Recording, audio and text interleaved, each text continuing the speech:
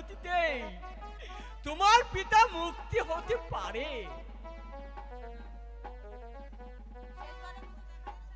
তোমার যদি শেষবারের মতো দেখার ইচ্ছা থাকে দাদু, তাহলে আমার সাথে ওই একাব্বর বাদশাহ দরবারে আমি যাব, যেমন করে হোক আমার পিতাকে যে আমি রক্ষা করব।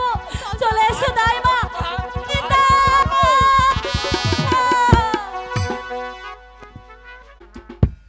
রূপবানের নাম ভূমিকায় অভিনয়ে সন্তুষ্ট হয়ে আমাদের